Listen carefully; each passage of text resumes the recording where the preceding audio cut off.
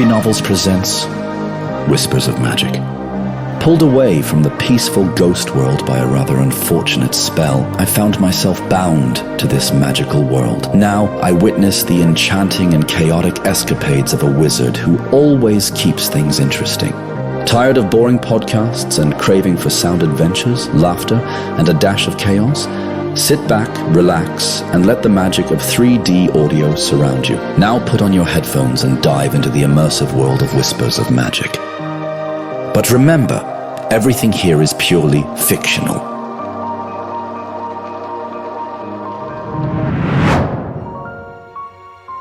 Welcome, dear listeners, to Whispers of Magic. Hidden away in an ancient forest, this cozy space is home to a rather interesting wizard. Today, he's indulging in a rare moment of self-care. A peculiar sight, I assure you. Nothing like a good foot soak to soothe the stresses of magical mishaps. Stardust, peppermint, and a touch of willow bark. Those pesky corn eyes don't stand a chance. By the stars, who dares interrupt the delicate art of foot rejuvenation? All right, I'm coming. If this is another enchanted kettle salesman, I swear. Come in before I turn you into a toad. Alaric, what is going on here? And why did you bring half your kitchen along for the ride? Sorry, wizard. I didn't mean to, bring company. Company? Is this a visit or a parade of the possessed? What in the name of the Whispering Cauldron is going on here? It's my aura. Ever since I tried tweaking my shielding charm, objects won't stop following me. It's like I'm a walking furniture magnet. A walking furniture magnet? Fascinating. And by fascinating, I mean utterly ridiculous. How did you manage to bungle a shielding charm this badly? I thought it could make me more attractive. Attractive? To what, exactly? Well, not what. More like who. There's this girl in the village. I thought if my aura was a little more appealing, she might notice me.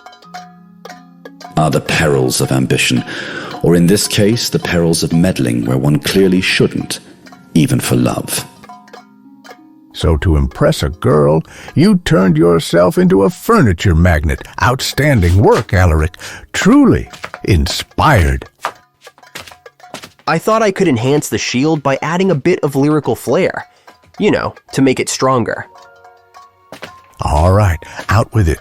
What exactly did you do to cause this? And spare no details. I want to know everything. It went something like this. By moonlit glow and starry tide, shield my aura, far and wide. Let no harm breach this magic's might, but, attract what's shiny, day and night. Night. Attract what's shiny? Did you actually say that? I thought it would, focus the spell. And there it is.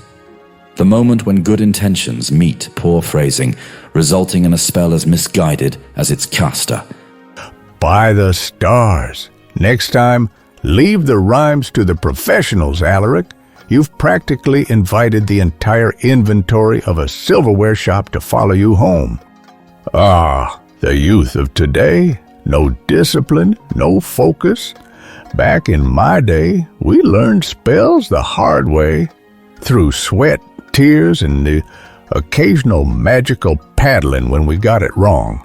Magical paddling? That sounds excessive. And look where not doing it has gotten you. Now all you lot do is prance around on Magitalk, casting half-baked spells for likes. Magitalk? What's that? Oh, don't play innocent. It's that enchanted network where everyone's sharing their flashy incantations, making their cauldrons dance, or summoning pixies just to show off. Ah yes, the infamous Magitalk, a place where magic meets performance art and occasionally utter catastrophe. To think we're training a generation of wizards who care more about getting views than getting a spell right. Truly, the end of magical civilization as we know it. Hey, not all of us are like that. I genuinely wanted to improve my shield spell, though I guess I might have seen a similar rhyme on Magitalk. By the stars, save me from this madness. All right, let's fix this before you start trending for all the wrong reasons. Right, first we'll need to untangle your aura before it attracts anything else. What were the ingredients for that mess of a spell you tried to cast? Well, moonlight, obviously. A pinch of stardust, and maybe a fragment of enchanted silver for extra shine? Extra shine? Are you crafting a spell or polishing a teapot? No wonder your aura is a disaster.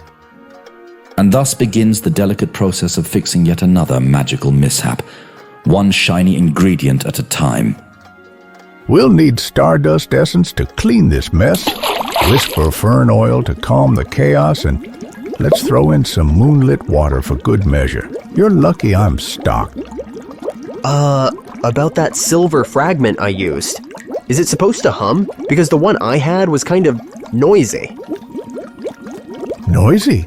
You mean the kind of noise that says, "I'm cursed, handle with care"? I thought it added a nice ambiance. Ambiance. Brilliant. Next time, maybe avoid cursed relics when you're trying to improve your spells.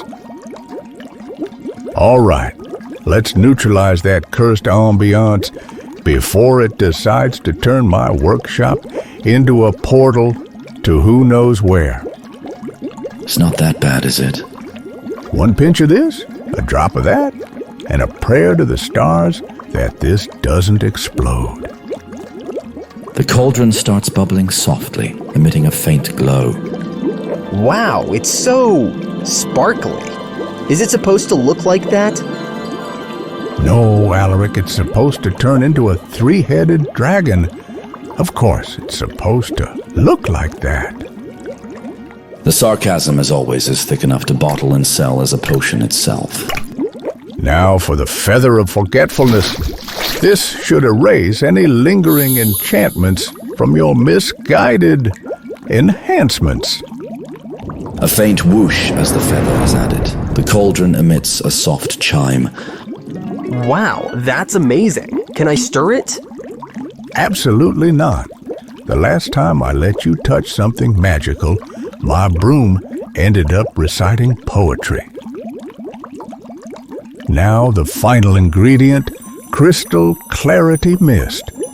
This should stabilize your aura. One spritz of this and you'll be back to normal. Well, normal for you. The wizard pours the mixture into a small bottle, shaking it gently. Really? That's it? Just a little spray? Magic isn't always about fire and explosions, Alaric. Sometimes it's about precision. And no, you can't keep the bottle. All right, stand still. Let's see if this works. A faint spritzing sound as the wizard sprays the aura reset perfume around Alaric. The workshop falls silent, save for the gentle hum of the cauldron. A rare moment of peace, but only for a moment. O stars above and moon below, mend Alaric's aura, let it grow. Dispel the chaos, still the storm, return his magic to its form. Let wandering spells be cast aside, and bring him peace where charms collide. Through this mist, restore his might, unseen to chaos, cloaked in light. Let balance reign where shadows fall, and guide him clear through it all. A faint shimmer fills the air as the spell settles into the aura reset perfume. That was beautiful, and it rhymed. Of course it rhymed. Unlike your incantations, mine actually work. Now, hold still. Maybe a little more. Maybe a little more. Well, your aura seems balanced. No more floating objects, no strange hum. Wait, where are you? He must have left. The youth today. Typical. What do you mean? I'm right here. A faint rustle as Alaric moves, but his body is nowhere to be seen. By the stars, you're invisible. I told you to hold still. Now your aura's cloaked entirely. And there it is, from a walking furniture magnet to a vanishing apprentice.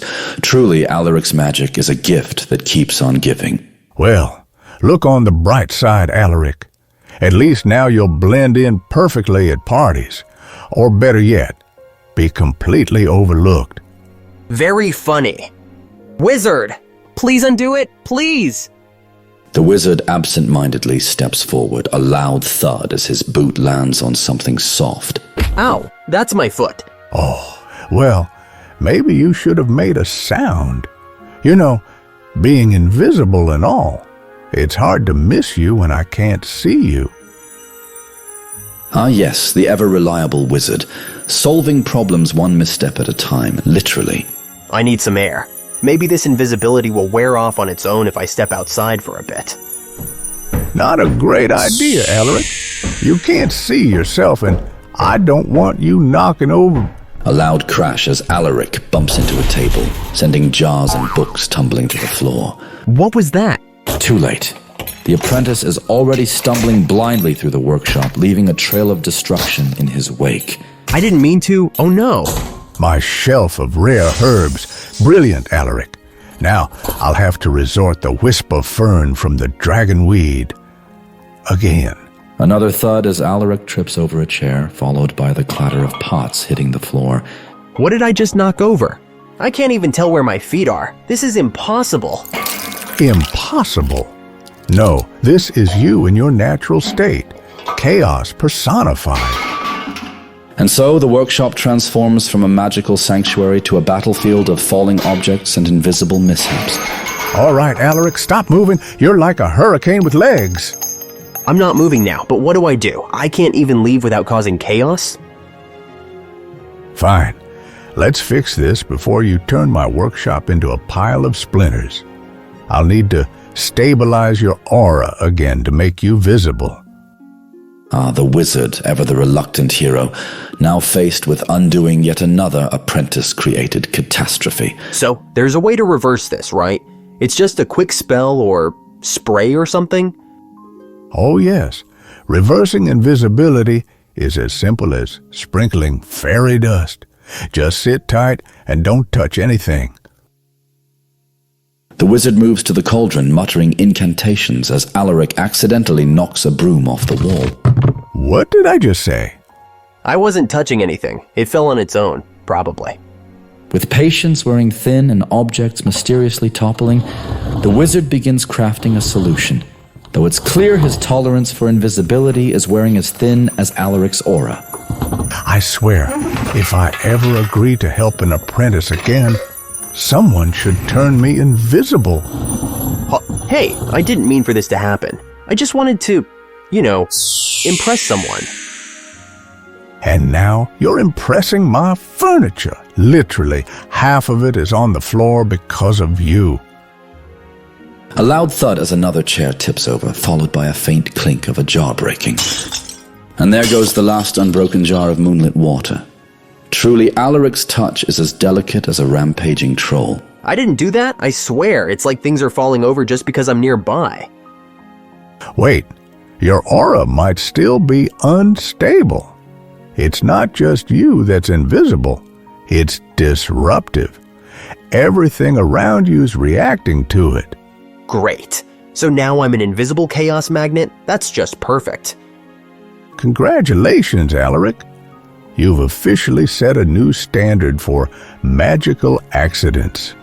And so the wizard soldiers on, crafting a counterspell while Alaric hovers awkwardly in the corner, trying not to exist too loudly. All right, there's only one way to stabilize this mess. You're getting in the cauldron. In the cauldron? Are you serious?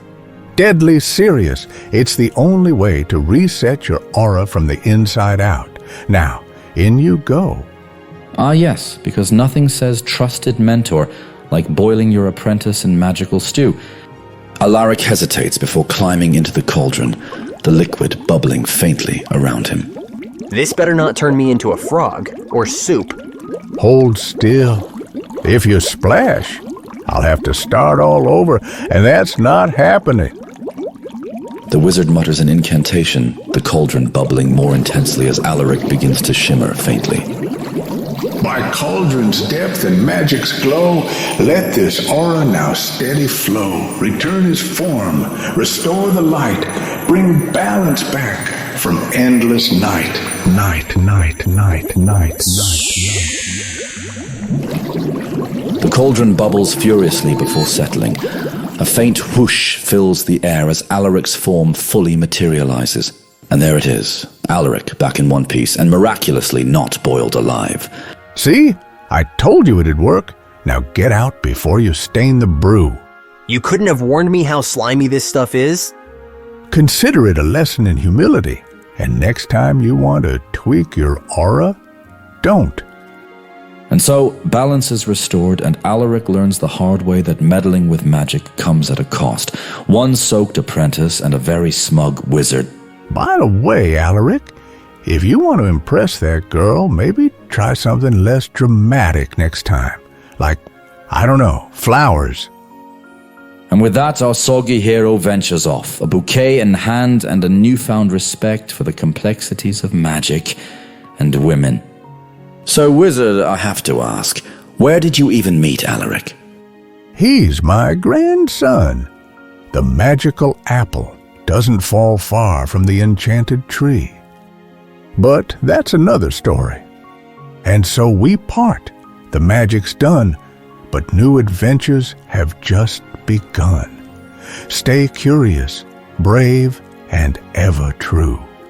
The whispers of magic will call for you.